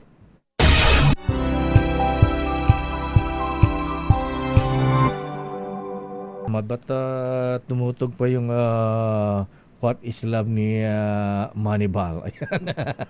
Playlist ni parang Manibal yan ha? Daming bayan. Oras, Sister L. 9:48. At ngayon po mga bigan, ayan, abay mga lolo, mga lola, at hindi lang po mga lolo at mga lola, lahat po tayong mga bigan, ha? Lalo pa yung mga andaming sakit ngayon. Ngayon pag-usapan natin, Sister L, ang yung may kinalaman ba sa tiyan? Ayan. Importante yan, sabi Lakay. ni Doktor, ni Father Father Orbos, Jerry Orbos, Vicente Chan. Ayan. Ibig sabihin Vicente, hindi Vicente Chan yan. Gutom ng sikmura. Ayan. Kapiling natin mga habigan, si Dr. Gary C., Diplomate in Geriatric Medicine, Functional Medicine Practitioner, Medical Director ng Life Extension Center for Health and Wellness. Dr. Gary C., sir, ayan, maganda umaga and welcome back sa ating program. Good morning again, Good morning. Doc. Good morning, Lakay Deo at kay Sister L. Ayan. Good morning din sa lahat ng mga nanonood at nakikinig. Ayan, Doc, ba't mo sinasabing lamang ka ng dalawang paligo kay Dr. Hayden ko? Kasi 3 times a day ako maligo. Niliteral. Literal pala yung ligo ni Doc. Pero Doc, pag-usapan nga natin yung pagdating sa usapang tiyan, ayan, sa bituka, ayan, kasama na ang small tsaka large intestine dyan. Ayan. Aba, Mr. President, kumusta po ang yung diverticulitis? Ayan, makinig po kayo, ha? Matalas natin narinig, Dr. Gary C., yung commercial ng yogurt. Yung health drinks ba? Yung tinatawag na probiotics. Ayan. Pero may isa palang term na medyo nakakalito. Yung prebiotics, probiotics. Ayan. Ano po ba ang difference ng dalawang yan, Doc? Bakit para naman silang magkapares? Yung pro tsaka pre. Ayan. Pre, ano ba to? Pro. Alam mo, Lakay Deo. Ano ba to? Parang Doc. Ayan. Lakay Deo and Sister L, no? Itong buwan ng Marso ay tinatawag na National Nutrition Month. Yes, So, pag-uusapan natin ngayon ay about digestive health, no? Yung tungkol sa mga panunaw. Yung binanggit mong pro and prebiotics, no? So, may tinatawag na prebiotics and probiotics. Itong dalawang to ay mas magandang magka-partner yan. So, yung sinasabing good bacteria, yan yung probiotics. Good bacteria ang probiotics. At ang probiotics nabubuhay kung may kinakain siya. So maski bacteria, dapat may pagkain din. At ang pagkain ng mga bacteria o yung tatawag na probiotics ay yung prebiotics. Teka muna, Doc. Ngayon ko lang narinig yata yung bacteria na maganda. Good bacteria. Di ba, pagka-bacteria, samayan ano sa katawan yan, germs yan. Agad. Bakit na good bacteria? Ang ganda yung tanong, no? Kasi akala natin, pag sinabing bacteria, lahat masama. Pero meron tinatawag na good bacteria pagdating sa stomach, even sa mga ari ng babae, meron tinatawag na good bacteria. At yung good bacteria... makinig ka, Sister L. Wala ako niyan. Wala ka niyan. Ang good bacteria wala akong matres, ay tumutulong para ma-enhance yung ating digestive system. Yung mga iba na nagkakaedad, kadalasan, pag makaramdam sila ng konting kinain, bloated na, o kaya sira ng tiyan. Dating nakakainom ka o nakakakain ka ng kung ano-ano. Ngayon, sa pagtanda, bakit nagbago? Maring isa sa problema dyan ay yung kakulangan ng tinatawag na good bacteria o probiotics. At teka muna, yung probiotics sa mga good bacteria. Yan. Yung si pre naman, ano naman si prebiotics? Yung prebiotics, ito naman yung mga pagkain ng probiotics. So, in short, ang mga bacteria ay parang tao na kailangan din kumakain para ikaw ay ma-enhance yung normal function mo. At ang prebiotics, ito yung mga kinakain ng mga probiotics. So, pag ano mga prebiotics saka yung tinatawag na probiotics. So, yung prebiotics, ang mga halimbawa niyan ay saging, mansanas, ito yung mga fibrous na pagkain na yan yung mga prebiotics. Indigestible. Ayan. So, nandiyan na yung mga asparagus, onions, mga ganyan. Pag pinag-usapan naman yung probiotics, madalas natin marinig yung yogurt. Ayan, yung mga commercial na halimbawa na okay ka ba dyan? Diba? Okay ka ba dyan? Speaking of yogurt, ako hindi ako hiyang dyan eh. Parang sensitive ang tiyan ko dyan sa yogurt. Akala ko hindi mo gusto yung lasa. Parang Yan. gano'n na rin. Tsaka parang hindi hiyang antyang ko dyan. Ayan. Pero may iba pa, kimchi. Ayan. Kimchi, okay yan. Kimchi. Oo. Lahat ng mga fermented na pagkain like pickles, sa Pilipino yung common na atsara, pwede yan. Ito yung tinatawag naman natin ng mga probiotics na magandang source of good bacteria. But kung may mga tao na, halimbawa, kagaya na sabi mo, Lakay, na sensitive ang tiyan nyo sa yogurt. O kaya yung iba, ayaw naman na maanghang na mga kimchi. Halimbawa, meron naman nabibili mga powder o mga capsule form na tinatawag na probiotics. Oo nga, ano yung, natikman ko na yan, nalasahan ko yun. May nagpakain na ako sa akin yan. Ayan, sabi, ano ba ito? Parang powder na, powder talaga. Oo, na nasa sachet na pahaba na gano'n. Tapos, Direkta mong in-intake. Oo, yan. Sabi ko, okay to parang dinurog na choknat. Kala ko pulburon. Pulburon, yan, parang pulburon. Ayan, Yung mga yan, halimbawa, yung mga nabibili natin mga supplements, yan yung mga pwede nating idagdag o ipamalit sa mga ayaw nating pagkain na magandang source ng probiotics. So, yung kagaya ng binanggit nyo na nakalagay sa stick, halimbawa, sa sachet. Sachet na parang pahaba, parang stick. Maraming klase yan. Merong isa lang ang laman na bakterya, meron namang iba marami. So, may mga nagagamit ako sa mga pasyente kong probiotics na 19 bacterias. Nandun sa isang sachet. At ang combination nitong 19 Dok, sabi na mo, bacterias. good bacteria ha? Kasi good bacteria. Ayan, bacteria. Kasi, bacteria. Ba't kayo kinakain yung bacteria? Itong 19 bacterias na to, yun yung dumana sa pag-aaral. Magtataka ka, bakit hindi 20 pa? Hindi pa binuo, renown up. No? 19. But doon sa pag-aaral, 19 bacterias na nag-work sila synergistically. Ibig sabihin, pag nagsama-sama sila, mas epektibo. Yun ang base sa pag-aaral. At ito ay usually na-advise ko sa mga pasyente, pwedeng one stick sa umaga, one stick sa gabi. Preferably, mas maganda inumin ng mga probiotics on an empty stomach. Ganun ba yun? Hindi yung katatapos lang kakain. Kasi iba, magamot, di ba? Kailangan may laman ang tiyan, ganon. Yung iba naman, empty stomach. Yes. Yung mga instruction ng doktor sa pag-inom ng gamot o mga supplements, like kailangan inumin may laman ng tiyan, kailangan walang laman ng tiyan o bago matulog, lahat yan merong reason. Ang number one reason ay may mga gamot siguro na pag ito'y ininom nyo, maaaring sikmurahin kayo pag walang kinain. Kasi walang kinain. Pero may mga gamot naman na mas epektibo o mas mabisa kung ininom nyo naman na may laman ng inyong tiyan.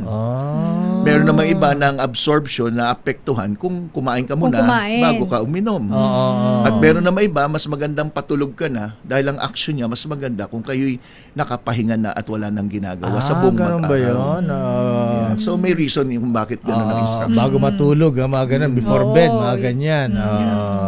Before action, mga may isang oras bago mag-action. May reason talaga yan. Pero ito naman, Dok, ano ba yung sila kaya? Pero sandali, Sister Ellen, bago makalimutan, ayan, ito ba mga probiotics sa Doc, nakagamot ba ito ng, kasi sabi mo sa tiyan, ayan, sa intestine yan. Yes. Nakagamot ba ito ng diverticulitis? Ayan, para sa presidente. maganda yung tanong, no? Kadalasan, nagkakaroon ng diverticulitis, yung mga may edad na, yung mga kinakain na hindi madaling matunaw, o kaya mga pagkain na kulang naman sa fiber, na nagkakaroon ka ng constipation. So, itong kombinasyon nitong mga nabanggit ko, malaking may tutulong kung kayo ay kumakain ng prebiotics and probiotics. Malaking tulong yan. At ang probiotics ay hindi lamang para sa healthy digestion. Kasi akala kasi natin, okay ka ba dyan, yung mga commercial na ganyan, na isang bacteria lang ang laman nun, meron pong mga health benefits ang probiotics, hindi lang sa panunaw, no? Pwede rin to sa pang-control ng inyong cholesterol, blood pressure, yung inyong moods, yung mga medyo mainitin ng ulo.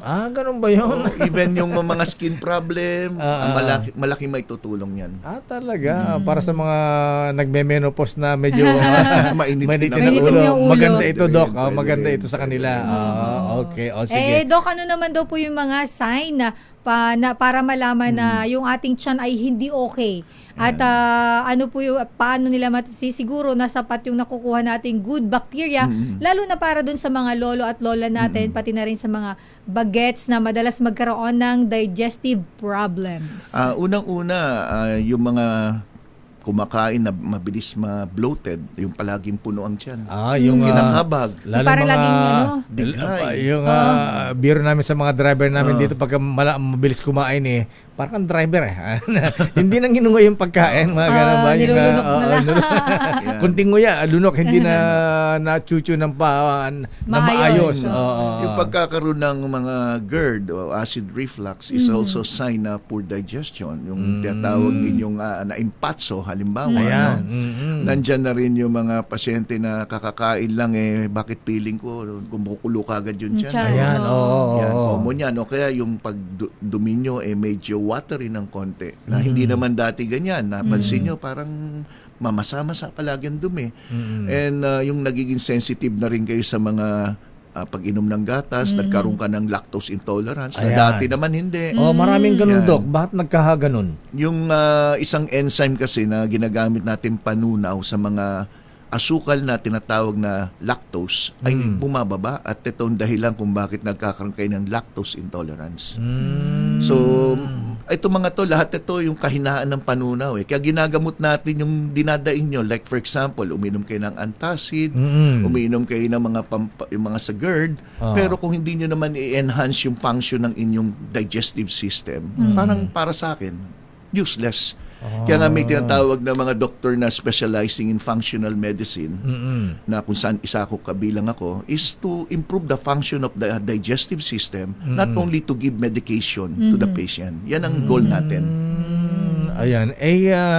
Ano naman na Doc Gary ang mga simpleng senyales, mga signs para malaman natin na hindi masaya ating tummy, ang ating tiyan. Yung mga para nating matityak na ang nating ay good bacteria, ayan.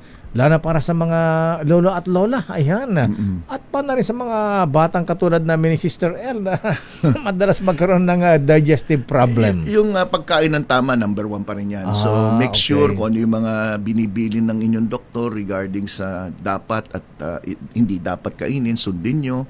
Then yung pag-inom ng tubig, ngumuya maigi sa inyong pagkain, hindi pwedeng daldal ng daldal habang kumakain. At pag galit kayo, huwag kayong kakain dahil isa rin yan sa problema. Nagkakaroon na indigestion.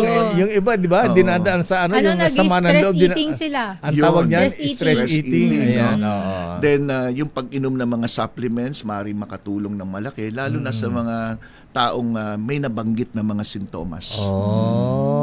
Pagdating sa probiotics, Doc, anong magandang yan? Kasi marami rin yan, maraming klase, di ba? Ano ba ang magandang yung food supplement? Kaya natural na pagkain, Doc. Yung ano bang pwedeng kainin? Well, kung kakain ka ng yogurt araw-araw, sa tingin ko magsasawa ka rin naman. Kung kakain ka ba ng kimchi, siguro yung mga Koreano lang kakain ng kimchi kada kain, di ba? Sila lang may side dish ganun Yes, kaya I would suggest talaga maghanap na lang sila ng mga supplements na makakatulong sa kanila.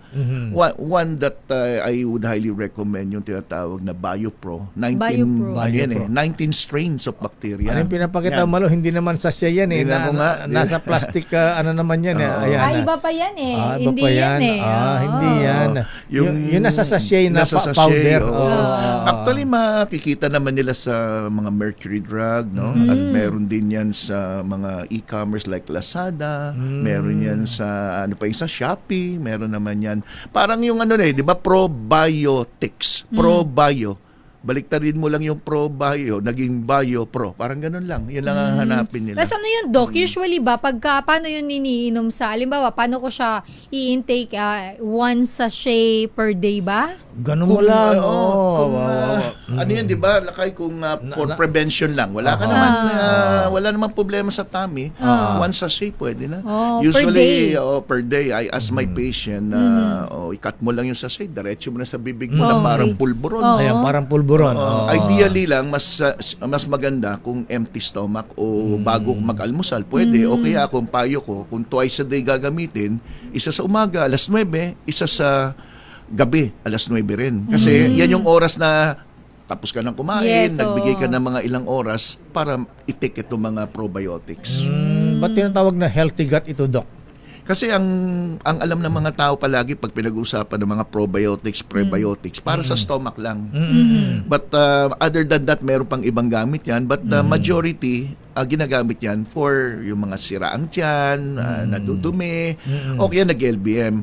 Ako, this is very important na ibibigay kong message sa mga nakikinig. If you're taking antibiotics, at napansin nyo, pag inom nyo ng antibiotics, anumang klaseng sakit na binibigay ng doktor yung mga antibiotics, at napansin nyo, ba't parang nasira tiyan nyo, o humihilaban tiyan, o kaya pag dumi nyo, parang nagdadiarrhea ka. Ang isang reason dyan ay yung antibiotics napapatay yung good bacteria sa stomach nyo. Yan ang pinaka So, if you're taking antibiotics at nakakaramdam nitong nabanggit ko, i-try nyo mag-take ng mga probiotics at makakatulong na malaki yan. Itong probiotics, parang antibiotics din pala ito, Doc? Parang ganun ba yan? Ang probiotics ay hindi antibiotics, pero pag mas mataas ang good bacteria sa stomach mo, hindi makaporma si bad bacteria. Once na nagkaroon na ng tinatawag na dysbiosis o nawala yung balance, mas tumaas yung bad bacteria kaysa good, doon na nagkakaroon ng problema. Like for example, idagdag ko na rin yung GERD. Kadalasan yung mga may acid reflux, chinecheck nila kung may bacteria sa stomach. At yung bacteria na yan, yung tinatawag na Helicobacter pylori. It's a bacteria. But ito ay kakampi natin kung tutusin. Pero pag sumobrang taas ang bilang, doon nagkakaroon ng problema. Itong bacteria na to nagpo-produce ng acid. At the same time, ito yung umuuka sa inyong stomach lining. Kaya nagkakaroon ka ng tinatawag na ulceration. Ganun ba? Kaya nagkaka-ulcer, mga ganon? Yes. So yung pagkakaroon ng ulcer, yung salitang ulcer, ibig sabihin uka, pwedeng dahil sa nag-umpisa sa hyperacidity, mataas ang asido, inukan siyan. So magkakaroon ka muna ng gastritis sa umpisa. Pag hindi mo napigilan, yung gastritis na tinatawag kong gasgas lang, pwedeng maging uka, kaya naging ulcer.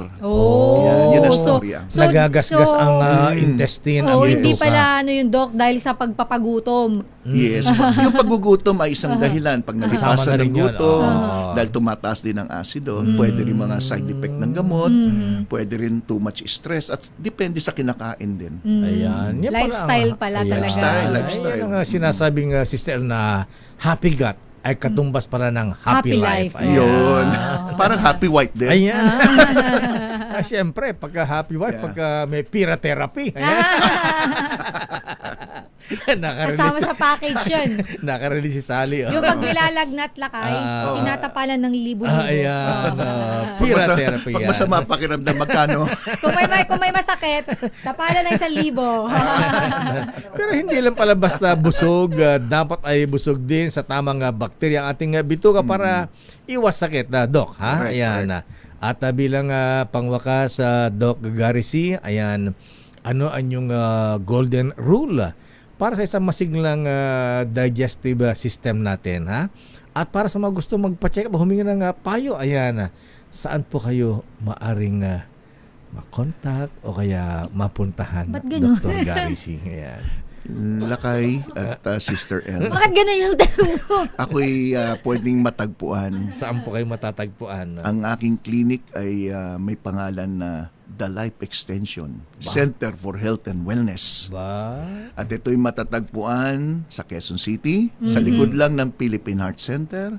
Nandun ako sa 127 Malakas Street, Diliman, Quezon City. Ayun. Kung meron pang gustong magtanong ng more details, pwede nyo po akong sundan sa aking Gabay sa Kalusugan, Dr. Gary C, Facebook, YouTube, and TikTok. Andun yung aking mga May TikTok details. ka rin, ha? Ayan. Hindi ako active. Pero, Sobrang active ni Doc sa social media, Lakay. pagka naka-probiotics ka ba, sumasayo ka rin ba sa TikTok? Ganun, Minsan depende kung may request. ganun. Ang mga followers. Ano ba sa ni Doc? Ano ba yan? Sweet, tsaka very sweet. Hindi yun, Lakay. Ibang Ano? trend sa TikTok eh. Ganun ba? Oo. Wala akong Pag malay sweet sa... saka very sweet, walang nanonood. Oo. Ganun ba yun? Walang engagement yun, Lakay. Di dirty dancing na lang. Pole dancing si Doc. Pole dancing ako.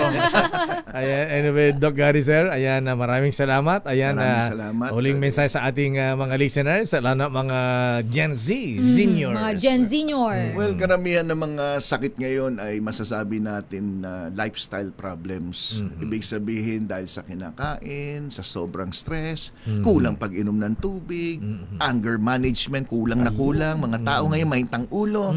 At ito ay wala pa rin pinagbago. Maaaring advances ng ating mga science and technology, pero pagdating sa diet and exercise, yun pa rin ang basic. Lifestyle modifications. So, ingat.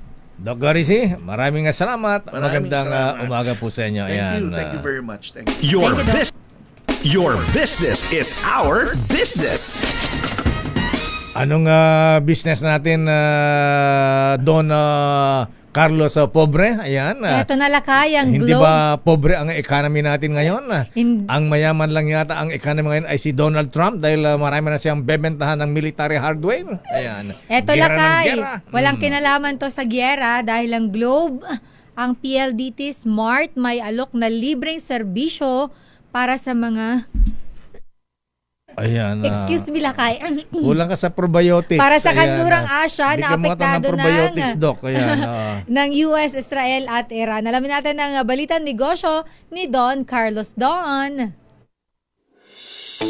May handog na libreng tawag ang Globe at PLDT Smart sa mga Pilipinong nasa kanlurang Asya na apektado ng tensyon ng Estados Unidos, Israel at Iran. Kasama sa libreng services ng Globe ang 1 gig na all-access data, 15 minutong tawag at 15 text para sa isang linggo. Para naman sa mga Pinoy na nasa Iran, magbibigay ng load support at bill adjustment ang naturang telco giant. Samantala, gayon din ang alok ng PLDT Smart na tatagal hanggang March 7. Ayon kay PLDT Chairman Manuel Pangilinan, pwede ring tumawag sa kanilang hotline ng mga OFWs habang pinag-iisipan pa ang posibleng ekstensyon sa handog na libreng serbisyo. Sa iba pang balita, nagsara ang palitan ng piso kontra dolyar kahapon sa halagang 58 pesos at 20 centavos kada US dollar. At yan ang balita sa mundo ng negosyo. Your business is our business. Ito si Don Carlos ng DZRH. Una sa Pilipinas, una sa Pilipino. Maraming salamat, Don Carlos Pobre. Ayan, 58.20 na ang dollar. Ninong Michael is my guy. The road is long with a many wide At yan ang kabuuan natin palatuntunang damdaming bayan. leads us to Ako po si Deo Macalma. Sister Alpo, Elaine Apit, stay safe. God bless. Operasyon Tulong susunod na, Wonder Woman, Miss May Binauhan. Oras, naku, bonjing-bonjing. Alas 10:10. This time check